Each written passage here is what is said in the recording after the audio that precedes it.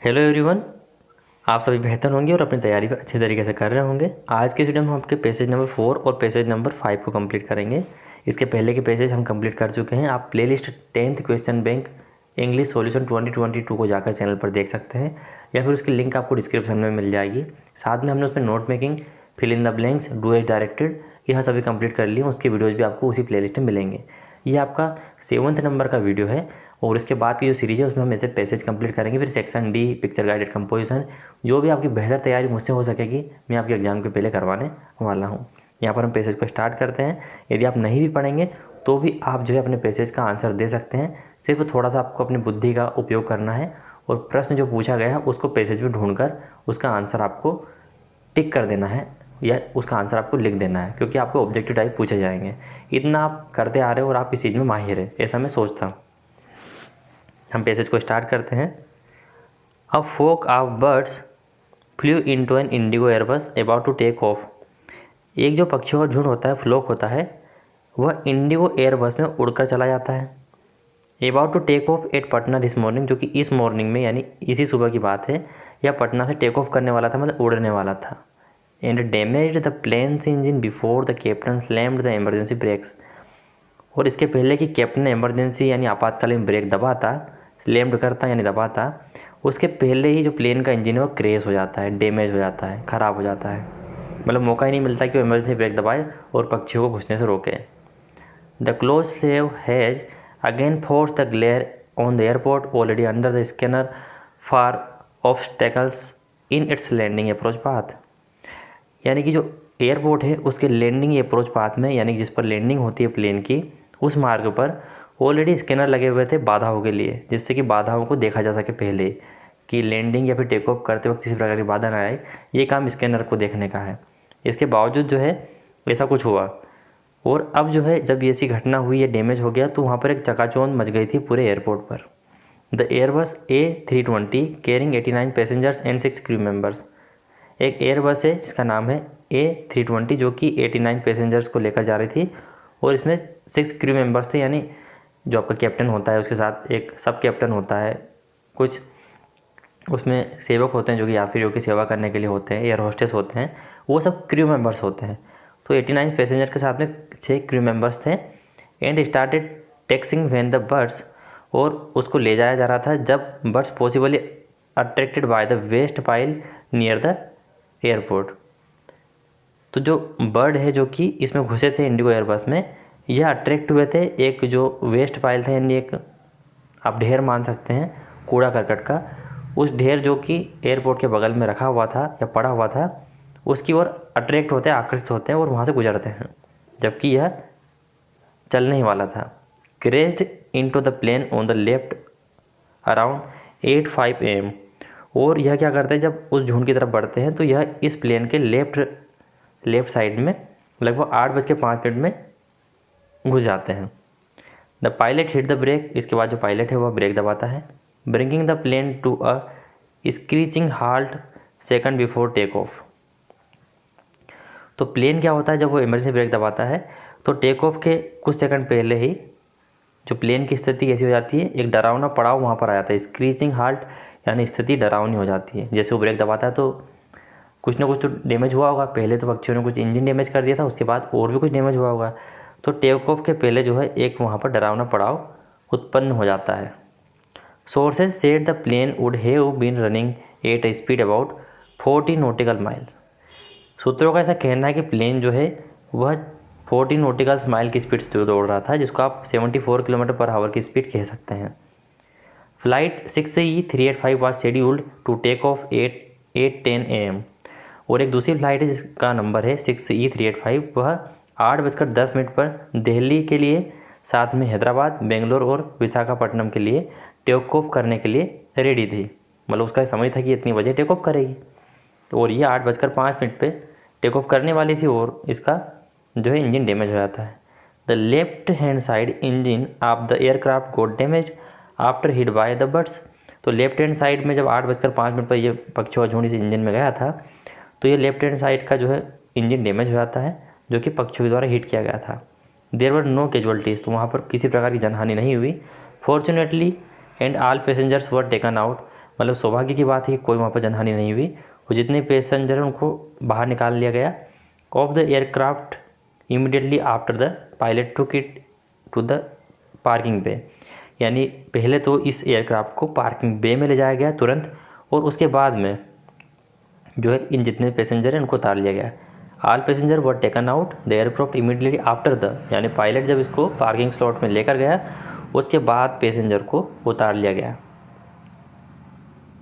आगे देखते हैं, the aircraft has been grounded, aircraft को जो है रोक दिया गया, ग्राउंडेड कर दिया गया। And it will operate only after the safety engineers of IndiGo gives a fit to fly certificate, और यह इसके बाद में उड़ेगा जब इसको सेफ्टी सर्टिफिकेट दे दिया जाएगा, जिसको फिट टू फ्लाई सर्टिफिकेट कहते हैं कि हाँ भैया उड़ने के लिए फिट है। ऐसा सर्टिफिकेट सेफ्टी इंजीनियर्स के द्वारा दे दिया जाएगा जो कि इंडिगो के थे, तभी यह उड़ान भरेगा, तभी ऑपरेट होगा। In IndiGo sources at Patna airport said, ऐसा इंडिगो सोर्स कहते हैं, मतलब उनके स्रोत कहते हैं पटना एयरपोर्ट पर। All passengers were accommodated on two other IndiGo flight, कि जो दूसरे पैसेंजर मतलब जो पैसेंजर इसमें थे उनको दूसरी फ्लाइट में बैठा दिया गया। एकोमोडेड मतलब बैठा दिया गया। द सोर्सेज एडेड, और कुछ स्रोत यह भी बात जोड़ते हैं, कुछ सोर्स तो ये कहते हैं कि इन पैसेंजर को दूसरी फ्लाइट में बैठा दिया गया बाद में, और कुछ सोर्सेज कुछ बात करते हैं। Some importance words fly into, और कुछ बात ऐसी उड़कर आती है जैसे कि heat against something take off, कि जब वो टेक ऑफ करा था तो उसके विरुद्ध कुछ टकरा गया उसमें। रेडी टू फ्लाई स्लैम्ड, वो रेडी मतलब उड़ने के लिए तैयार था, वो रोक दिया गया। Push with a lot of force close save, उस पर एक दबाव था, प्रेशर था, उसके बाद में बाल बाल बचे। नेरो स्केप लेयर, वहाँ पर बिल्कुल ही बाल बाल बचने वाली चकाचौंध हो गई थी। A long angry look scanner, वहाँ पर बड़े बड़े जो है स्कैनर भी लगे हुए थे। Device for examining something obstacles, यानी एक ऐसी डिवाइस जो कि यह एग्जामिन करती है, जो है परीक्षण करती है कि यहाँ पर कुछ बाधाएं तो नहीं है। ये सारी बातें सुनने में आ रही थी सूत्रों के द्वारा, उड़ती उड़ती बातें आ रही थी, मतलब ऐसा कहा जा रहा है। Hindrance screeching a loud high, इसके बाद एक ऐसी चीखने की आवाज़ आ रही थी, कोई व्यक्ति रोता है या फिर विलाप करता है, तो उस तरह की आवाज़ें वहाँ से आ रही थी जो कि आपको अप्रिय लगे। तो वैसी आवाज़ आ रही थी। Loud high unpleasant sound heart, वहाँ पर एक जो मन को पसंद ना आए, दुखी करने वाला, अनप्लीजेंट जो कि प्लीजेंट यानी आपको जो अच्छा लगे वैसा साउंड, और अनप्लीजेंट यानी जो आपको अच्छा ना लगे वैसा साउंड वहाँ पर गूंज रहा था। स्टॉप शेड्यूल, यानी कि शेड्यूल या स्केड्यूल को रोक दिया गया। Fixed according to the time table, जो कि टाइम टेबल के हिसाब से फिक्स था। कैजुअलिटीज़, यानी कोई जनहानि नहीं हुई। विक्टिम बे, यानी विक्टिम थे वहाँ पर। Mark section of ground, ground पर कुछ मार्क किया गया था जहाँ पर इनसाइड आउटसाइड अ बिल्डिंग पार्किंग स्टोरिंग, यानी पार्किंग में मार्क किया गया था। इनसाइड अंदर की साइड और बाहर की साइड मार्क किए गए थे ग्राउंड पर जहाँ पर ग्रेस हुआ था। To prevent aircraft from taking off, और एयरक्राफ्ट को जो है टेकिंग ऑफ करने से बचाने के लिए। तो ये सारी उड़ती उड़ती बातें थी, मतलब ये बाद में हम जो पढ़ा ये हमारे किसी काम का नहीं है। अब यहाँ पर हमसे पूछा गया है क्लोज सेव का मतलब क्या होता है। क्लोज सेव का मतलब होता है नज़दीक से किसी चीज़ का मतलब बाल बाल बच जाना। तो आप यहाँ पर कह सकते हैं नेरो स्केप, यानी बहुत ही सक्रिय चीज़ से बच निकलना। Why did the bird fly into the plane, जो बर्ड्स थे, पक्षी थे, वह प्लेन में कैसे घुस गए थे, मतलब उनका मन हो रहा था या फिर क्या हो रहा था। As it was taking off slowly, क्योंकि यह धीरे धीरे टेकिंग ऑफ कर रहा था, उड़ने का प्रयास कर रहा था यह plane. As the captain slammed the brake, क्योंकि कैप्टन ने ब्रेक लगा दिए थे। As the bird were attracted to the plane, क्योंकि बर्ड जो है पक्षी जो है प्लेन की ओर अट्रैक्ट हो गए थे। As the bird were attracted to the waste pile up near the airport, यानी एयरपोर्ट के पास जो एक कचरे का ढेर था उसकी तरफ ये पक्षी अट्रैक्ट हुए थे, इस कारण यह हुआ। तो ऑप्शन नंबर 4 आपका सही हो जाएगा, ऐसा हमने पढ़ा है। The passenger were allowed to get off the plane, जो पैसेंजर है उनको गेट ऑफ करने के लिए कब बोला गया, यानी उतरने के लिए उनको कब कहा गया, तो जब प्लेन को पार्किंग बे में ले जाया गया उसके बाद इनको उतार लिया गया था। तो तुरंत ऐसा किया गया नहीं, आफ्टर मैनी आवर, कई घंटों बाद नहीं, अगले दिन बिल्कुल नहीं। After the plane was taken to the parking bay, यानी पार्किंग बे में प्लेन को ले जाने के बाद में सारे पैसेंजर को निकलने के लिए अलाउ कर दिया गया। आफ्टर द, ये तो हो गया। द एयरबस इज, एयरबस क्या होती है, क्या एक बस होती है, लार्ज बस, छोटी बस, बड़ी बस, नहीं, एक लार्ज प्लेन होता है। क्योंकि आप सभी देख रहे हैं 89 पैसेंजर वाला कोई छोटा तो प्लेन होगा नहीं, ठीक है। तो एयरबस क्या होती है, लार्ज प्लेन होता है। What happen to the plane after the passenger were taken off, मतलब प्लेन के साथ क्या किया गया जब इससे पैसेंजर को निकाल लिया गया, तो इसको रोक दिया गया। It was grounded. मतलब इसको रोक दिया गया, क्योंकि अब बाद में इसको फिट टू सर्टिफिकेट दिया जाएगा, फिट टू फ्लाई, तो ये बाद की प्रोसेस है। लेकिन फ़िलहाल में इसको क्या किया था, पैसेंजर को निकालने के बाद इसको ग्राउंडेड कर दिया गया, मतलब इसको रोक दिया गया था। आई होप ये क्वेश्चन आपको अच्छे समझ में आ गए होंगे और इसमें आपको किसी प्रकार का डाउट नहीं होगा कि हमारे क्वेश्चन बैंक में ये आंसर दिया हुआ है, हमारे क्वेश्चन बैंक में ये आंसर दिया हुआ है, क्योंकि हम खुद पढ़ रहे हैं और हम खुद ही MCQs का आंसर यहाँ पर देख रहे हैं। अब हम यहाँ पर पेसेज नंबर 5 को कंप्लीट करेंगे। There was 3 main group of oil animal. यहाँ पर 3 मुख्य जो है तेलों का समूह है। पहला है आपका पशु, दूसरा है वनस्पति और तीसरा आपका मिनरल यानी खनिज। Great quantities of animal oil come from whale. एक बड़ी मात्रा जो एनिमल यानी पशु तेल की प्राप्त होती है वो व्हेल से प्राप्त होती है। व्हेल एक मछली होती है जो कि बड़े आकार की होती है। Those enormous creature of the sea, जो कि एक विशाल प्राणी है समुद्र का। Which are the largest of the animal remaining in the world, जो कि सबसे बड़ा प्राणी है जानवरों या पशुओं में इस धरती पर बचे हुए, यानी इस धरती पर जितने भी पशु या जानवर सबसे बड़े बचे हुए उनमें से सबसे बड़ा है। To protect the whale from the cold of Arctic sea, यानी आर्कटिक महासागर की ठंड से बचने के लिए व्हेल को nature has provided them with a thick covering fat. प्रकृति के द्वारा इनके ऊपर एक मोटी वसा की परत होती है। ठीक, यानी मोटी और फेट मतलब वसा की परत होती है, जिसको ब्लबर कहते हैं। यानी आर्कटिक सी की ठंड से बचाने के लिए व्हेल के ऊपर एक मोटी परत होती है जिसे ब्लबर कहते हैं, और यह वसा की होती है। When the whale is killed, जब व्हेल को मार दिया जाता है, the blubber is stripped off and boiled down, तो ब्लबर को निकालकर उसको बॉयल किया जाता है, उसको उबाला जाता है। It produce a great quantity of oil which can be made into food of human consumption.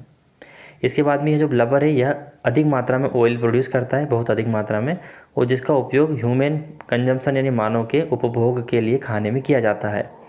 अब few other creatures yield oil, कुछ अन्य प्राणी भी है जो कि तेल उत्पन्न करते हैं, बट नॉन सो मच, परंतु ज़्यादा नहीं, एज द व्हेल, जितना कि व्हेल करती है। The liver of the cod and halibut, जो हेलीबट और कोड है उनके लीवर से जो है आपका nourishing oil, yield nourishing oil यानी नरिशिंग ऑयल प्राप्त होता है। ये क्या है, 2 काइंड ऑफ फिश, यह एक तरह की यानी 2 प्रजातियाँ हैं मछलियों की जिनका नाम है कोड और हेलीबट। इनके लीवर से जो है नरिशिंग ऑयल प्राप्त होता है। Both cod liver oil and halibut oil are given to sick children, मतलब ये जो कोड मछली से और हेलीबट मछली जो लीवर से जो तेल प्राप्त किया जाता है दोनों ही बीमार बच्चों को दिया जाता है। And other invalid who need certain vitamin, और अन्य उन सभी बच्चों को जिनको कि विटामिन की आवश्यकता होती है। Vegetables oil has been known for very old time, और जो वनस्पति तेल है उसको बहुत पुराने समय से जाना जाता है। No household can get on without it, कोई भी घर इसके बिना सुना नहीं, मतलब हर घर में आपको मिलेगा। फॉर इट इज़, क्योंकि यूज्ड इन कुकिंग, क्योंकि इसका उपयोग कुकिंग में होता है, पकाने में होता है, तो ये सबके घर मिलता है। परफ्यूम में be made from the oil of certain flowers, perfume को जो है विभिन्न प्रकार के फूलों के तेल से बनाया जाता है। Soap are made from vegetables, और जो साबुन बनाई जाती है वह वेजिटेबल्स यानी वनस्पति और एनिमल प्रोडक्ट यानी एनिमल प्रोडक्ट जो होते हैं। And the oil of certain flower, और जो अन्य फ्लावर जो तेल होता है उन सब से बनाई जाती है। इन सब से जो है साबुन का निर्माण किया जाता है। ये हमने पढ़ा। अब यहाँ पर हम देखिए the main source of animal oil, animal oil का मुख्य स्रोत क्या है। तो हमने पढ़ा कि जो व्हेल है उसके ऊपर एक मोटी वसा पाई जाती है, उसको हम ब्लबर कहते हैं। उस ब्लबर को जब उबाला जाता है तो सबसे अधिक जो है तेल उसी से प्राप्त होता है। बाकी सी वीड्स, फिश या प्लांट्स इनकी बात नहीं की। मेन सोर्स क्या है, मुख्य स्रोत क्या है, एनिमल ऑयल का, पशु तेल का। वेजिटेबल्स ऑयल से मेनली यूज फॉर, जो वनस्पति तेल है, जो सब्जियों का तेल है, वह किसके लिए उपयोग होता है। मेकिंग परफ्यूम यानी परफ्यूम बनाने के लिए, सोप बनाने के लिए, मेकिंग लुब्रिकेंट्स बनाने के लिए, या फिर कुकिंग के लिए। तो आप सभी जानते हैं कि कोई भी घर जो है बिना वनस्पति तेल के नहीं चलता है, तो कुकिंग के लिए मेनली यूज किया जाता है। बाकी इनके लिए तो उपयोग होता है, पर मेनली कुकिंग के लिए उपयोग होता है। The fish yields nourishing oils, मछलियाँ हैं वह भी नरिशिंग ऑयल को उत्पन्न करती है। तो उन मछलियों के किस भाग से जो है नरिशिंग ऑयल प्राप्त होता है, स्टोमक से यानी पेट से, आई यानी आँखों से, लीवर यानी लीवर से, सिर यानी हेड से। तो the liver of the fish यानी जो मछलियों का लीवर होता है, जो कि हमने पढ़ा कोड और हेलीबट नाम की जो मछलियाँ उनके लीवर से नरिशिंग ऑयल प्राप्त होता है, तो लीवर से प्राप्त होता है। The thick protective covering of fat on whale scarred, जो एक मोटी कवरिंग यानी उसको सुरक्षा प्रदान करने वाली एक मोटी परत जो होती है उसे क्या कहते हैं? सेल्स कहते हैं, स्किन कहते हैं, फिन्स कहते हैं, तो उसको हम ब्लबर कहते हैं। हम जब से पढ़ते आ रहे हैं। Right the noun form of the word protect. जो प्रोटेक्ट शब्द यहाँ पर दिया हुआ है जो कि वर्ब फॉर्म है, इसका आपको नाउन फॉर्म बताना है। तो नाउन फॉर्म बनाने में हम अक्सर ION लास्ट में जोड़ देते हैं। तो आप यहाँ पर देखिए प्रोटेक्शन यहाँ पर लिखा हुआ है। ऐसा हमेशा नहीं होता लेकिन लगभग ऐसा होता है, तो आपका ये नाउन फॉर्म हो गया है। तो आई होप ये दोनों पेज आपको अच्छे से समझ में आ गए होंगे। यदि फिर भी आपके कोई डाउट है, अब देखो हमें आंसर यहाँ पर कहाँ कहाँ से मिले हैं कि जो ग्रेट क्वांटिटी है यानी ज़्यादा मात्रा है एनिमल ऑयल की वो व्हेल से प्राप्त होती है। फिर हमने पढ़ा कि जो कवरिंग होती है जो कि इनके ऊपर होती है वो ब्लबर कहते हैं उसको। इसके बाद में मछलियाँ जो होती है जहाँ से नरिशिंग ऑयल प्राप्त होता है वो लीवर से प्राप्त होता है। और हमने क्या देखा था, और हमने प्रोटेक्शन देखा कि प्रोटेक्ट का जो है वर्ब फॉर्म है प्रोटेक्ट, तो इसका नाउन फॉर्म क्या होगा।